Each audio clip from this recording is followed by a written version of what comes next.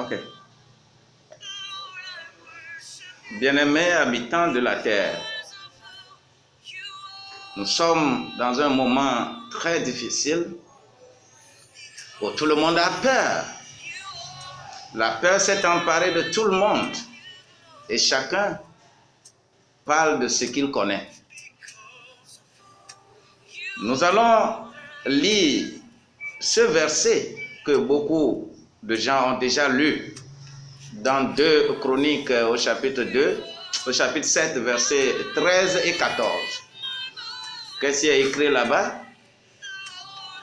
Quand je fermerai le ciel et qu'il n'y aura point de pluie, quand j'ordonnerai aux sauterelles de consumer le pays, quand j'enverrai la peste, surtout, notez cela correctement, la peste parmi mon peuple, soulignez mon peuple si vous avez votre Bible. Et c'est dans ce contexte qu'on dit dans le verset 14 que si mon peuple sur qui est invoqué mon nom s'humilie, prie et cherche ma face, et s'il se détourne de ses mauvaises voies, je l'exaucerai des cieux, je lui pardonnerai son péché et je guérirai son pays. C'est très beau, un très beau verset. Mais je voudrais situer d'abord ce verset dans son contexte. Bien-aimés, sachons-le très bien que ce verset, cette portion, s'adresse à Juda et à Jérusalem. Juda et Jérusalem, 2 tribus parmi les 12 tribus d'Israël. C'est ce peuple que Dieu appelle mon peuple. Écoutez bien ceci. Les autres 10 tribus, Dieu ne leur parle pas par ici. Ce qui veut dire que généraliser ce contexte est un grand problème dans le cadre de ce coronavirus. Covid-19 attaque le monde entier. Les chrétiens sont dedans, les musulmans sont dedans, les animistes sont dedans, les athées sont dedans, les philosophes sont dedans, les bouddhas sont dedans, tout le monde est dedans. Ça attaque tout le monde. Ce verset ne s'applique pas dans ce contexte. Mais ce verset s'applique aux chrétiens. C'est le moment où les enfants de Dieu doivent prier, doivent s'humilier et prier. Et dans les temps bibliques, qu'est-ce qui se passait? C'est le roi qui s'humiliait et qui priait et que les serviteurs de Dieu vont l'accompagner. Maintenant, lorsque nous prenons ce contexte, nous ramenons cela dans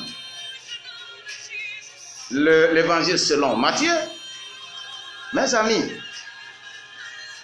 au chapitre 24, c'est bien le monde entier. Le monde entier gît sous ce malheur. Et c'est un malheur qui nous frappe. Le monde entier doit savoir que c'est le moment aujourd'hui de venir à Christ.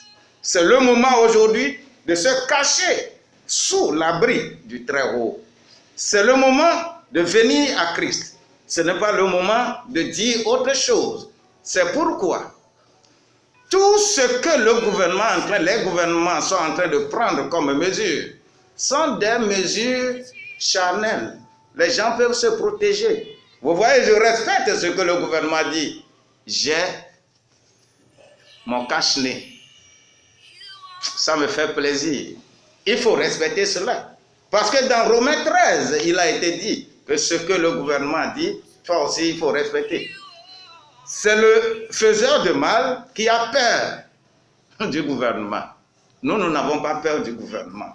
Mais c'est le moment, que ce soit les gouvernants, que ce soit les gouvernés, que ce soit n'importe quelle culture, n'importe quelle adoration, c'est le moment de se tourner vers Dieu. Au Togo, nous avons déjà atteint 20 cas. C'est grave. C'est grave. Aucun pays n'est épargné. Dans le monde entier, il y a maintenant 186 pays atteints sur les 193. Bien-aimé, tu es où? Que tu sois sous la terre, ça viendra. Que tu sois dans la mer, ça viendra. Que tu sois n'importe où, ça viendra. Mais viens te cacher sous l'abri du Très-Haut. Et celui-là qui sauve va te sauver. Il nous sauvera. Il te sauvera. Oui, dis, il me sauvera. Sache-le très bien. Il y avait beaucoup de veuves en Israël en ce moment. Dans Luc au chapitre 4, verset 25. Mais seul auprès d'une seule veuve que Élie est allé. Il y avait plusieurs veuves. Mais sache-le très bien que les moments sont là, mais tout le monde ne bénéficiera pas des mêmes traitements de Dieu. Seuls les enfants de Dieu auront les yeux de Dieu fixés, braqués sur eux. Ceux qui s'humilient et prient. Humilie-toi aussi et prie. Et je voudrais te dire que tu es sauvé, tu seras sauvé. Proclame Dieu et tu seras sauvé.